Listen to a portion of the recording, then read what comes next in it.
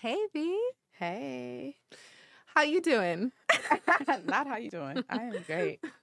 So you're officially my second guest on the podcast, Yay. which you probably should have been the first, but you're here. Okay. That's what matters. Yeah. So why don't you tell them how we met? Because I think that's an important story. Okay. We met at a workspace. Should I say the name? We could leave the name out. They don't even exist anymore. Sure Who are they? So yeah, we met at a workplace, and here we are. We got close immediately. I know that your story is you seen me wearing a certain outfit and Yeah, I was playing basketball in it or something. So I have a blessing and a curse of having a super detailed memory. Like, I remember details like in an insane way. Yes, you do. It's just, I don't know what that is, but I remember it was after the 2009 market crash, I think, like 2009, 2010 market crash.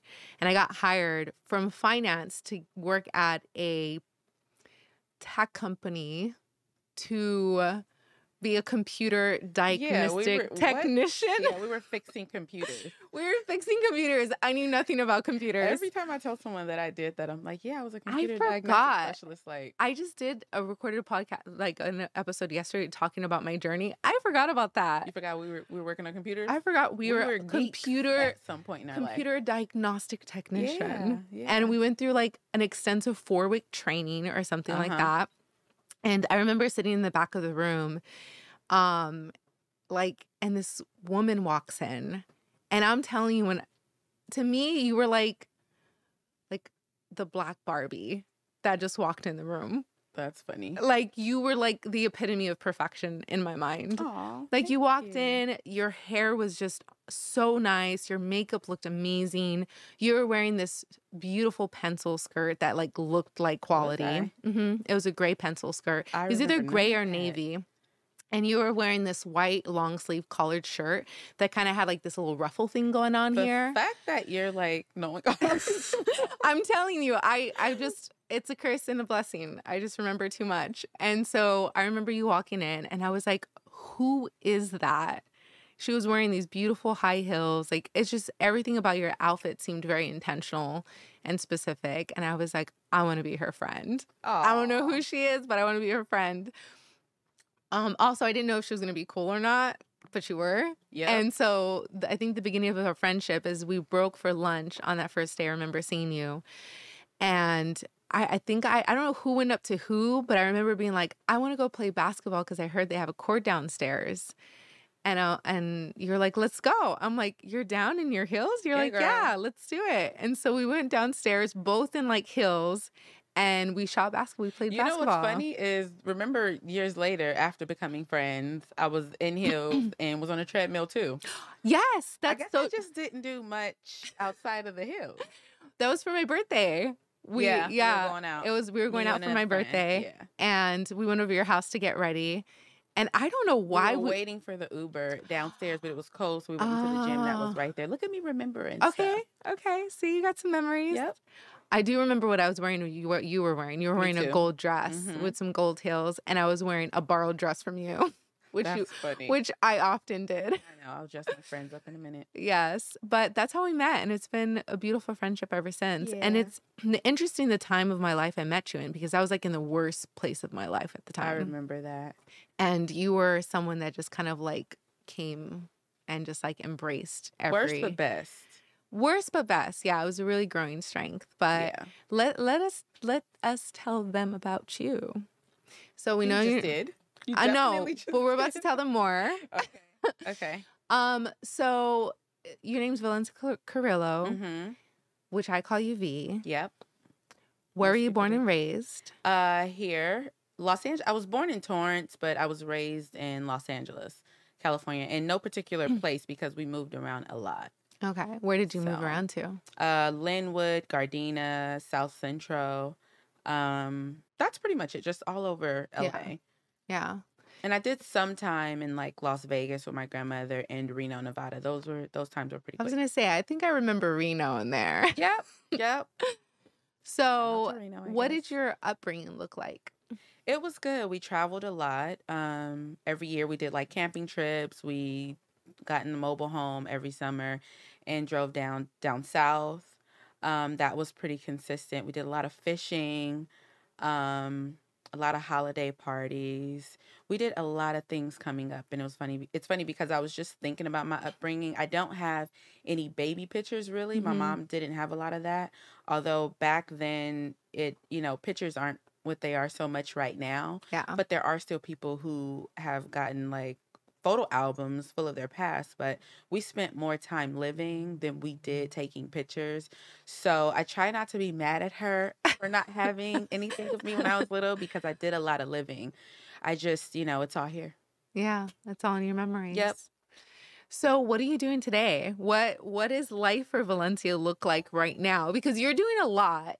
I do a lot, but I mean, a lot has slowed down because of my twin boys. So most of my focus revolves around raising them and pouring into them and finding peace because it can get a little chaotic and a little crazy.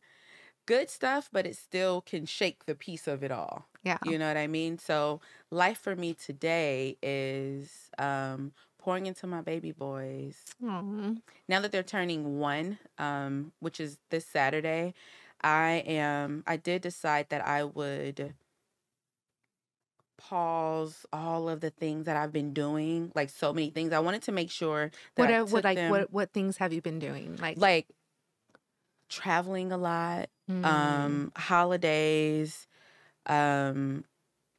I take the babies out to eat all the time, and it's like, okay, I could scale down a little bit, because I do need to refocus Mm. and re-up on my energy and all those things so that I can continue to pour into them when I'm ready to again. Because right now I need to pace myself. We Right. got through a year. We were able to keep the babies alive for a whole year. Nice.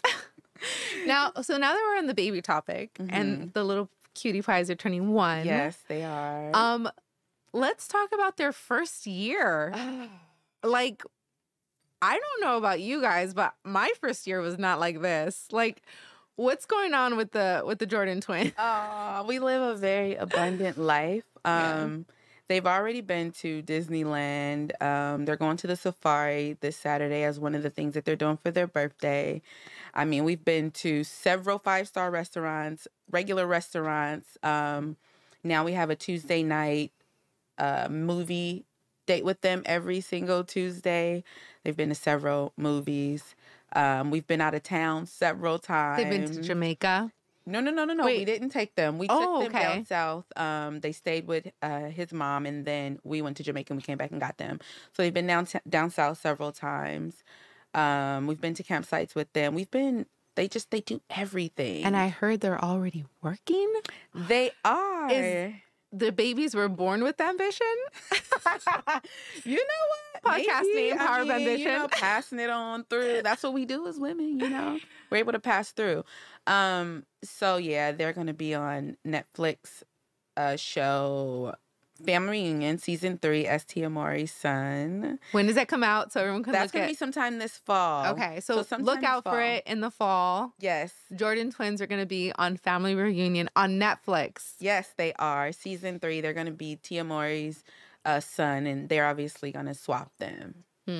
So you won't see her with twins, Right. but you'll see her with a baby, and it's both of them. Aww. They're also in the credits, so they will be, what do you call that? The intro. The intro, like the little... Yeah, which I hear is not the most normal thing all the time, but, I don't know much about it. They're teaching me. Yeah. Aw. Yeah, that was fun. That was good. That stopped, I think, the beginning of June. Okay. Yeah. What an amazing journey. So they are working. I was like, listen, y'all gotta pay some bills around here. Okay? Life ain't free.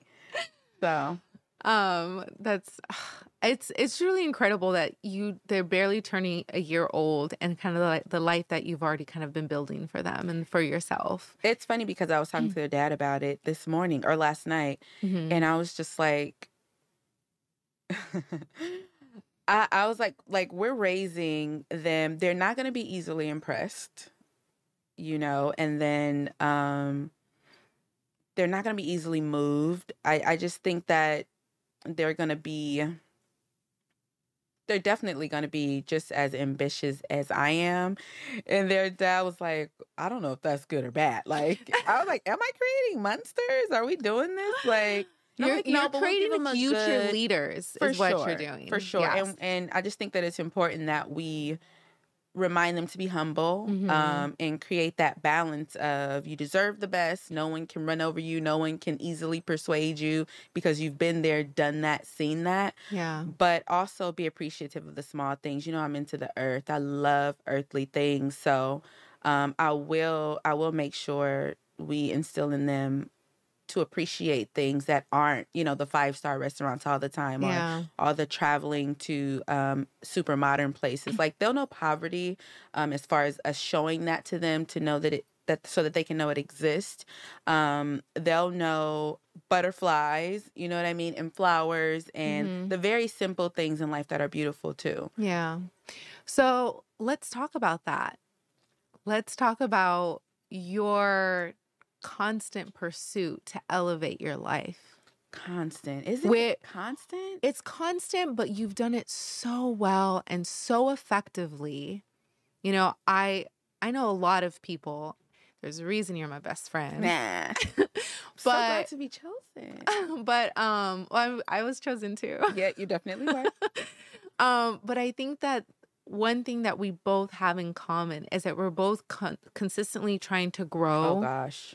As people, not just in our personal lives, but in our professional lives and what we pursue. And it's a never ending thing. And, you've come to this place where you're able to provide for your children in a way that you want to. And so let's talk about your journey there. Like, what was the first time you remember like being ambitious? Like, do you remember where it came from? Because I feel like it's like, for me, I feel like I was always trying to prove people wrong. Like, you're wrong about me. I can do it. That was my initial reason, was trying to prove that I was not going to be a failure. I was not going to end up like a statistic, what people thought they were. Do you remember a moment where something kind of triggered the hustle, the work ethic? Sort of, I do. I was maybe 14, 15. Well, first of all, I did watch my mom and dad work. And I always think about, now that I'm older and I know better, I'm like, were they struggling, but they just kept it from us? Were they making ends meet? I really don't know. I just know that ends were met all the time. We didn't go without. My mom went without. So she was committed to making sure that we didn't. I always say that in situations that could be good and bad, those are people who could choose either or, right? So if she came up and she didn't have, she could either be the person to make sure that never happens, or she could turn into the person that, it happened to me and now I'm doing it to someone else. And she was a person that was just like, I went through this, you're never going to go through it. And I think that instilled something in me. And then also I was 13, 14, didn't want to finish high school because I wanted to work. And so my mom let me go to home study school so that I could work. And so I've been working since 13. Technically, I was supposed to be 14, but I kind of switched up some paperwork, got hired. I think I was supposed to be 15, got hired, and I got my first job at Hometown Buffet, making like $5.75 an hour. I remember those wages. Yeah. But, for me, it worked at the time, and I just never stopped working. I got in relationships and I got in friendships, and I seen things I wanted, and I knew that in order for me to have it, I was going to have to work for it. And here I am I'm still doing it. And now that I have babies, I mean, I've always been this person, so it didn't leave when I became a mother. It just, got a little bit more intense. Yeah, so Hometown Buffet, I don't think I knew that about you. Yeah, girl. So it sounds like we had similar journeys in that aspect, because I started working at Subway. Watching you, though, you were so inspiring because you would do anything, and not in a crazy way, but you would do things that I felt like I was too good to do. But seeing you do them, it just made me realize, like, there is no too good, or, you just do what you have to do. And I remember you putting on a suit. Oh my God. Standing on the corner. I just remembered that. As you said that, I was like, I know exactly what you're talking about. But not only that, you getting on trains and buses and whatever to go sit in an audience. Yeah, when I used to do audience work. Extra work. Those were things that I was just like, I could never. And when I seen you do it, I was like, yes, I can. I mean, she's making it happen. Those things get you places too. Yeah. And it makes you appreciate things when you get to where it is that you're going, and when you finally accomplish what you're jumping on trains and buses for. Yeah. You know what I mean? Like, you've been doing this though. This has been a journey and a race for you that is like never ending. But that's life. Yes. Like, we're constantly reaching. Yes. Yeah. We're constantly wanting more, and it's a good thing. So after a hometown buffet and working through high school, what was next for you? Because I met you when you were what, 24, 25? No, 20. Something else I wouldn't remember. 20 something. No, I think you maybe were 20. You're a couple of years older than me, I think. I don't remember by how many, but you were like mid-20s. Okay, I'll take it. So I don't know. Mid-20s. So from hometown buffet to mid-20s before we met, like, what was that journey like? What did you do? Like, what did you pursue? Because I know the Valencia that sells bracelets and does hair and, rents properties and does all kinds of stuff. Like, that makes her a good amount, provides you a good amount of living. But what happened before that? What was the journey? So a lot of more jobs, and they got better and better and better. The jobs did. Why do you think that is? That did. I think because once I left the first one and I got better in the second one, and then it happened again, then I ended up in this cycle mentally that I knew that it would just keep getting better. So I believed that it would be better. I knew that it would, I had confidence that I would only settle for that though. I wouldn't get a job if it didn't give me what I was looking for. Okay. So it sounded like you went through a cycle of constant growth in each job that you pursued. For sure. And then until one day I left the job later on in years, and after that was a struggle to get another good job that paid more. And that was the like reality check for me. Like, you can't just keep taking advantage of growth. You can't take advantage of opportunities the way, or take them for granted like I was, because it was too easy. It was coming too easy for me, which that was me, and I was good at it. I want to say though, at the company we worked for, she was a top salesperson in the company. And I'd see her over there like, what is she saying to them? I don't know. Because she was it's like when the cream rises to the top, it sounds like every job you got, you'd rise to the top. Like, you were the cream. And so you're like, I'm the cream. And you kind of maybe. That's funny. I'm the cream. Maybe you like you said, you started to take that for granted. And then you came to this place. So what happened? Like, when you were like, what did you do? I also realized that the reason why I was leaving jobs and the reason why I left that one was because I didn't know how to, when I failed or did something wrong and I was confronted with that, I didn't know how to take it. So for me, it was like, get out of Dodge. Like, so I would leave. Get out of Dodge? So meaning, like, that job, I guess I did something wrong. Oh, it was a company Dodge. Yeah. I was like, is that a saying I don't know? Because there's a lot Get out of Dodge was like, get out of the way. I was out of there. Right. I was done. I was gone. Okay. I think I just wasn't doing something right. She called me in the office and asked me to do, she was like, you're doing this, but it should be this. We've asked you to do this before. And instead of me getting it right, I left. And it was the best job. It was like but they paid for my lunch. They paid for everything. And she fought for me constantly. She loved me. But I didn't respect it. You didn't take like criticism well, like in the job. Was it criticism, or was it like, I don't want to change what I'm doing? It was, I just didn't know how to handle the fact that I did something wrong. When I would do something wrong. Yeah. So, and this is going to sound weird, but it also felt, I guess, a little like rejection. Very weird, but I don't. I so could I see somehow that. connect Like two. the way that you were doing things was rejected, and you were like, "Ooh, it didn't work." And so I left, and that was the job that was like, I couldn't find anything greater at that time for a while. And I also missed that job. So I was just like, what do? I apologized to her. I wrote an email apologizing. That was my only way and only opportunity to get it right. I knew I wouldn't get the job back though. And from that point on, I began to value jobs a little bit more and opportunities a little bit more because I knew that I could lose it. Yeah. So what step was after that? Because now you have a job, but you also work for yourself. Yeah, hairstylist.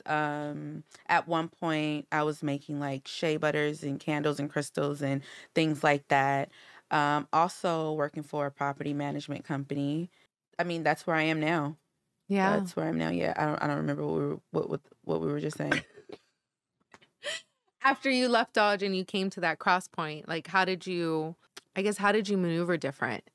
Like besides not taking for granted opportunities, but did like it because I feel like when I met you, you were in a very entrepreneurial space where That's how no I matter, changed. yeah. So it's like, so that was like, that was at the breaking point for you. Like, Yes. you know what, if they're rejecting me, then why don't I just work for myself? Because I'm not going to reject me. So it was what I learned from that and what I took with me was to value those opportunities more and to create opportunities for myself so that they can't be taken away, you know, in situations that I can't handle. It's like, this is mine. Or that you can't control. I can't control or can't. No. Yes, I can redo this 1,000 times. I can sit it there and go back to it. Like it's mine. Right. And only me, you know, can be humiliated alone and deal with this alone. And I have all the time I need because it's mine. So before we get into the topics that I sent you that we're going to talk about today, Okay. I want to touch on one last thing regarding like your journey to where you know, how you got here and everything. And it's, you know, during that process of like becoming an entrepreneur and doing all these different things and learning your lessons from, you know, opportunities, was there a book, a speaker? Was there a mentor? Was there some sort of guidance? I know we've talked about God a lot, that you kind of attribute to helping you through that process. Like, what did you turn to when you needed some sort of guidance during that? So the only thing I had was my faith and God. That was instilled in me from my grandmother. She was the first lady of a church. So I lived at the church. I was at all the prayer nights and the choir rehearsals and the revivals. I was at everything church related because she was the first lady and she was there and I lived with her at the time. So that's all I had and that's what kept me going and still what keeps me going today, with added now books and watching different sermons and listening to speakers and different things. But at the time, I didn't have any go-tos, didn't do therapy until maybe a few years ago. So I didn't go. I went through a lot of things alone and in the dark. And that's something I still battle with. And I don't just open up, and I'm not the most vulnerable person all the time. I think I became a little bit more vulnerable maybe a little over a year ago. But I've never been a person to go to anything or anyone. I just kind of carried it all by myself. And that is nothing to brag about, and I don't recommend it. But so, that was my life. What books or sermons did you turn to, like, when you needed that guidance? Now or what was? Yeah, was, either one. Like, you know, like, because someone might be on this journey right now and, like, wondering what. I think I sent one of the ones that was major for me, especially for vulnerability and opening up. What was her name? And Brene Brown? Yes, Brene Brown. We love you, Brene. So much. Hope to interview her one day on here too. Listen, you sure will. I watched her her speaking about vulnerability and not carrying things alone, and what stories are you telling yourself in situations and things like that, over and over and over again. And it got to a point where when my clients would come, I would put that on. They didn't know I just watched it with the client before or was going to watch it with the client after or the week before. Yeah. But I would put that on, and that did a great deal on me. It made me comfortable and it made me confident. And it reminded me that we're all going through something. We're all telling ourselves things, you know, and I don't have a reason to be ashamed about that. I don't have a valid reason to have to go through it alone. But, you know, when you're someone like me, something like that can be embarrassing because people tell you how great you are and how perfect you are all the time. And when that happens, you don't want to show that you're not that. Right. It feels good to hear that and to be reminded of that, you know, because even people like that are not the most secure all the time. So I would, you know, go through a lot of that alone. But then I got to a place where I was like, listen, I don't want to carry this stuff no more. Yeah. You know what I mean? Yeah. I'm not perfect. No. Okay. I love it. I'll take it. I used to be, people didn't know I was so insecure to the point where people would give me compliments and I'd be like, I'm okay. I'm okay. Until I think someone said one day, can you just say thank you? Like, take it. That's for you. And so now I'll take it. Yeah. You know, but. So before I ask you this question, I want to say we lived together during the time where she used to play this Brene Brown video. Did I play it for you too? Girl. She's like, come watch this with me. I'm like, we've watched it 5 times. Watch it again. Drill it in. So yeah, I was there working remote in my room, and I would hear her watching Brene Brown doing hair after hair after hair, and I'd be like, how many times is she gonna play this video for her clients? Every day. Every day, because I think I talked about that on my last episode, is that when and I don't know if this rings true for you, but when I would get into my head too much, like in a negative headspace, I play something to overpower that. So for me, it was Jim Rohn. So I don't know if Brene Brown was like kind of way of like helping you take over your own thoughts, like feeding it something different, or like maybe the sermon was doing that. What it did for me was it was inspiring, and it, again, like I said, it kind of just reminded me of things that a person like me, who's as determined as I can be, sometimes committed, and just, I said what I said, I'm doing what I'm doing, I can't be told anything different. It's hard to get through to me, which is part of why I had to listen to it over and over again. Yeah. Because I needed it to stick to me. My agenda be my agenda. Right. You know? So I think what it was doing was, it was just kind of doing whatever work it was doing inside me to make me feel like, okay, one day I was ready to apply those things. I was able to be like, Lil Valencia, chill out. She know what she's talking about. It's making sense. You know what I mean? Back up.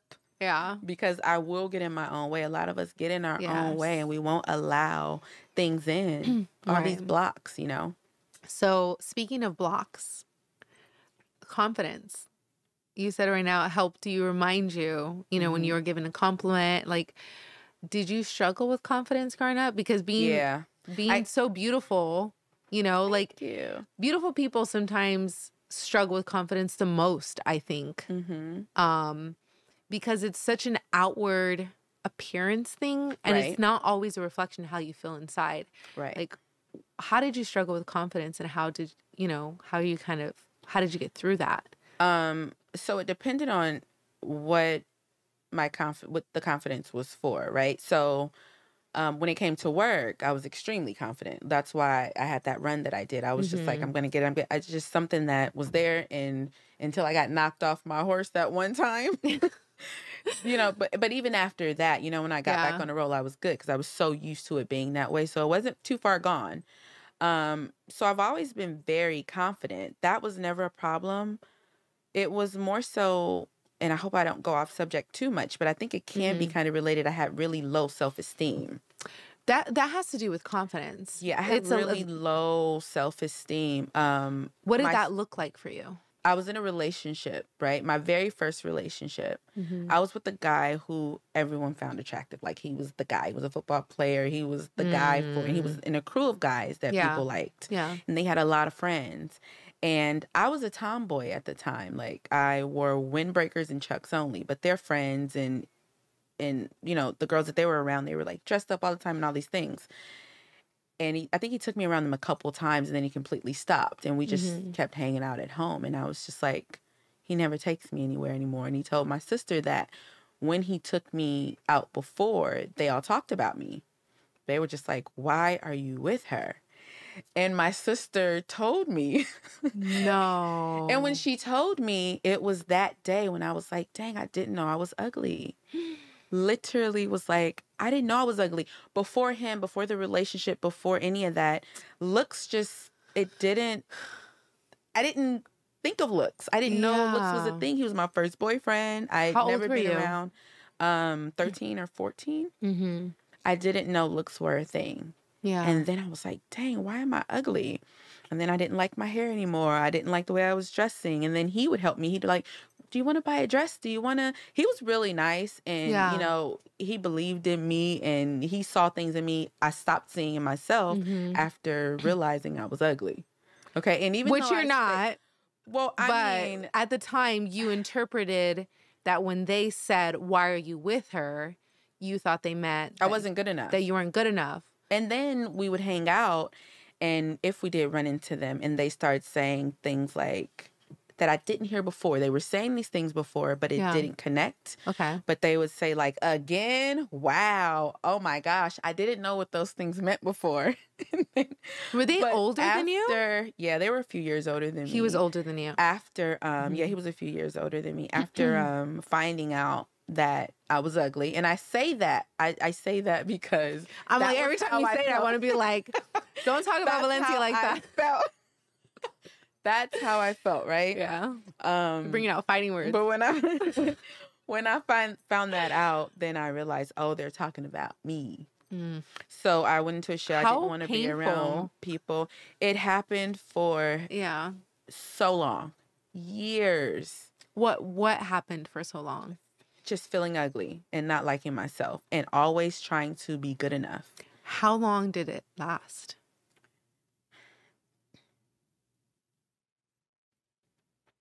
Definitely later in my 20s. Wow. That sounds like a good decade. Lot of the days that everyone thought I was so, which is why I would be like, I'm okay. You know, you're so cute. I like this. I'm okay. You know, and that was all because of when they revealed to me I was ugly. I'm about to fight those people. Who are they? Tell me where they live. People that now I'm sure think I'm beautiful, and people that eventually, as time passed, wanted to know where I got my shoes from and who does your eyebrows and all these things. Yeah, I think later on came. I think it's interesting because like people can really make you feel either or. You know, I think confidence is something you have to find within yourself. But at such a young age, you know, we do rely on what our peers think of us. Yeah. And my perspective is they just didn't like how you dressed, and they weren't like, they didn't know, you know what I mean? They were looking at your exterior of how you dressed. And I think they weren't looking at your face. They weren't being like, she's not pretty. They were like, we don't like how she dresses. Because I think like that has a lot to do with how other kids see you. Like I know in my I wasn't fixed up. I wasn't right, that's all what I'm the saying. things that they were. And they were young. You know what I mean? Yeah. Like that's what we do when we're growing. That's what we do when we're coming up. That's what we do when we're raised, however we're raised. Right. When certain things are not instilled in us, or they are. You know, that's just, it comes with the territory, and it's okay. Yeah. So how did you overcome that? Like I got better. I just went down the list of, and this is not I'm just gonna say what it is or what it was. Okay. I went down the list of what was beautiful to everyone else. Corrected those things, in my opinion, because I do have confidence now. I don't believe that I'm ugly or any of those things at all. But I was smart enough, luckily, to know that it wasn't just about how I look. So I remained checking myself internally too. You know, I became a good person, and I am a good person, you know. So I was like, okay, this is what society say beautiful is. Here, you can have this, because that totally messed me up.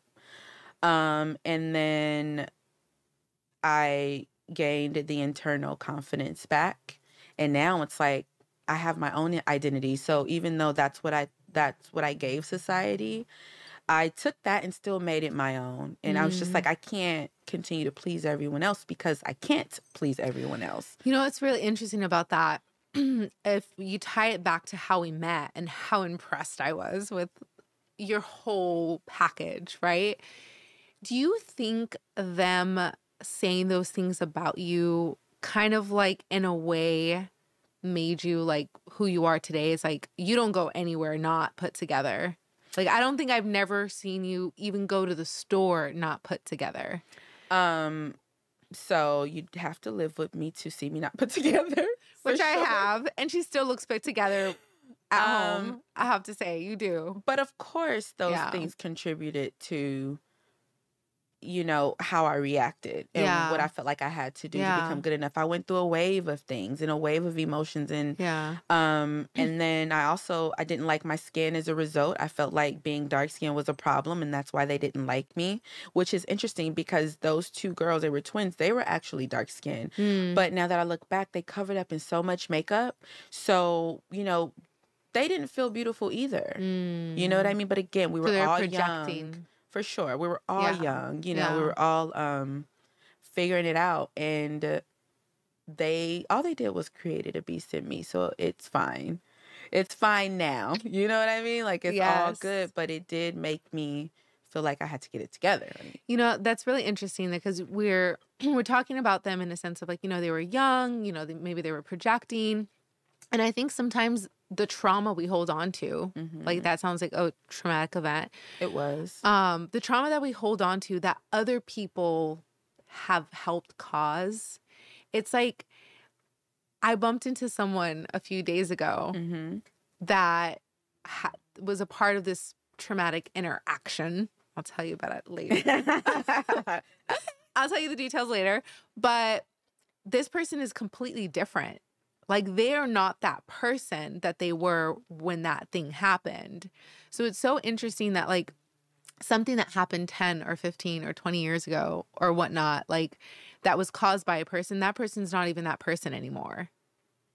You know? Yeah, that's trauma. That's trauma. And so, like, I think it's important to talk about that aspect of trauma, because sometimes we hold on to it, and we hold on to the malice, we hold on to the resentment, the anger, and that person might not even be the same person anymore. Yeah. Like they are already, it is already in the past.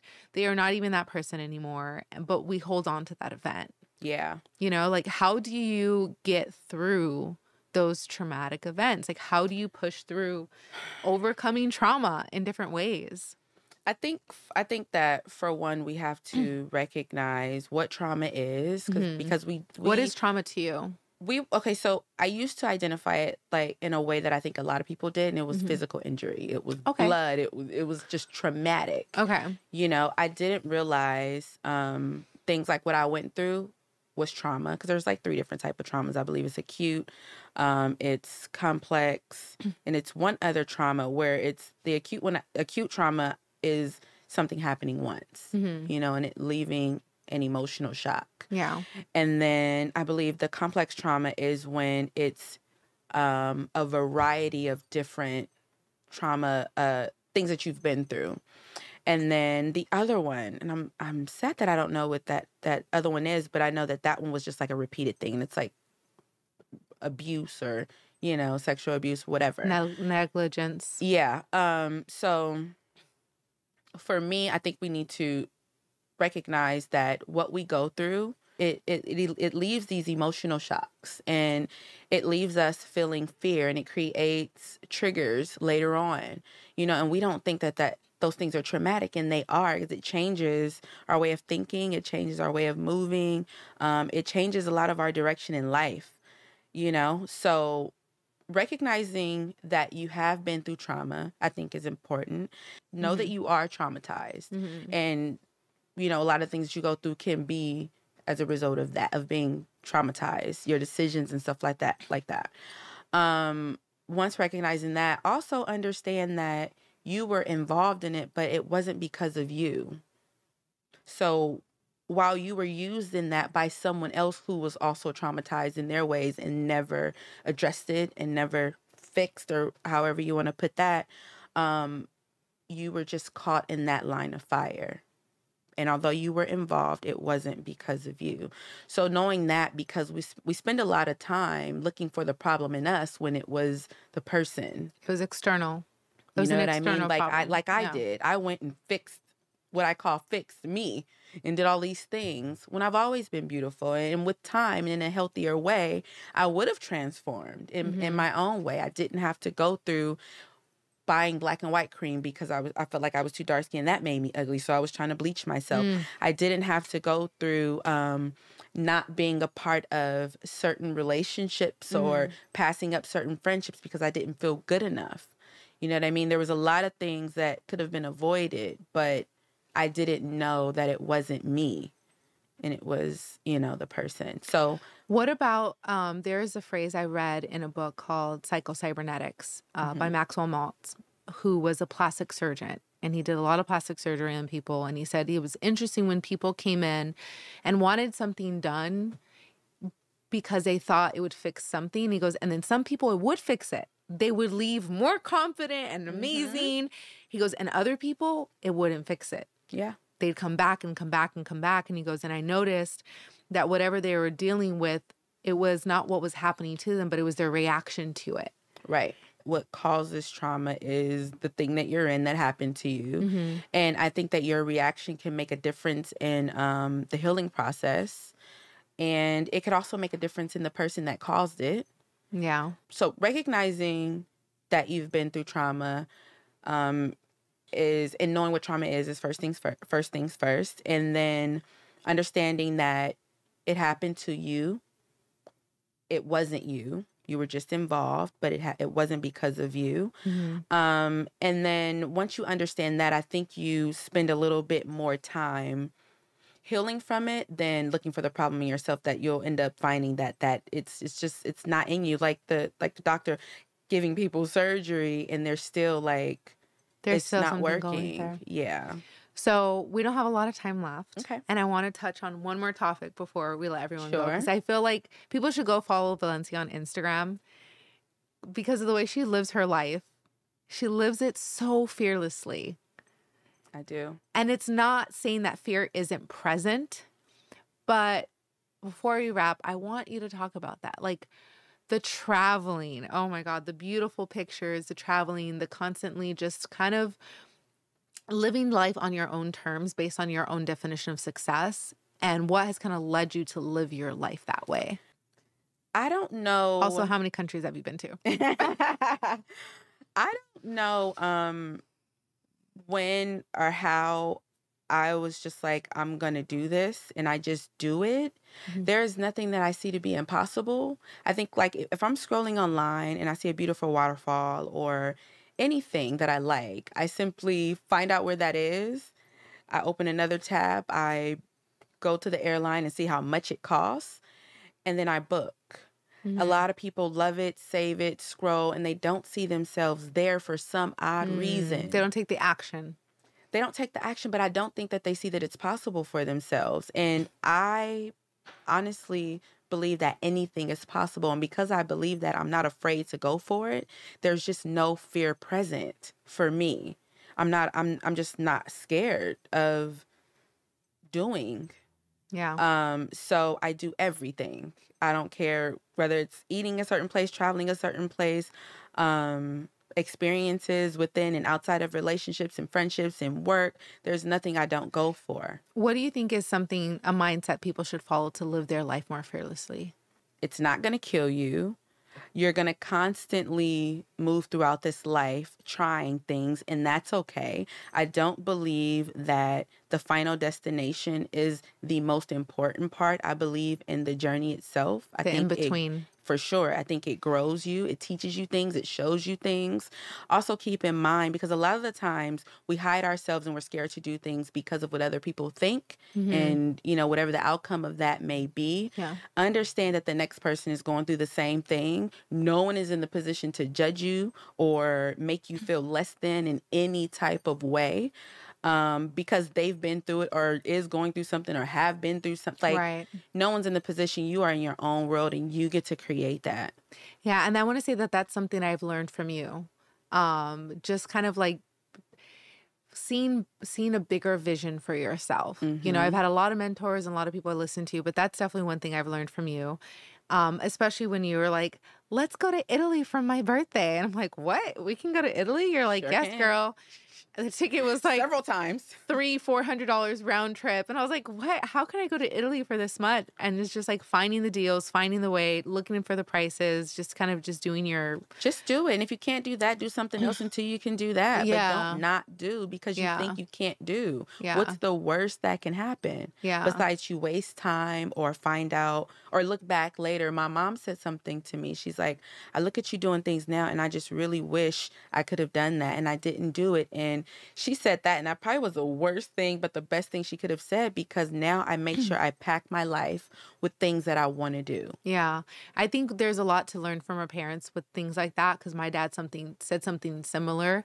And Gary Vee talks about it all the time, is like the power of regret in your elder years. Oh, gosh. Of like not taking the risk, not taking the trip, not saying Just the thing. do it. Just say whatever it is that you want to say, do whatever it is that you want to do, as long as you're not hurting anybody. And, Don't hurt anybody. Yeah, don't hurt anybody. Don't hurt yourself by not doing it either. Exactly. And so like the pain of regret is just way worse than spending the money or taking a risk. Well, you can't turn back the hands of time. You can't do it over. And later on, as you grow wiser, you realize you could have done it. Exactly. And if it didn't completely go the way you wanted, there's a million other things followed. Or do that again. Just don't not do it. Yeah. And one last thing I want to say before we wrap up is that you're a hard worker. Like you work. Oh my God. I am. I've met a lot of people and I work hard. You work like, we're both kind of like monsters when it comes to work ethic. But I was more like, when I first met you, I think I was a workaholic so much. I hadn't even been to the beach in like 7 years at that time.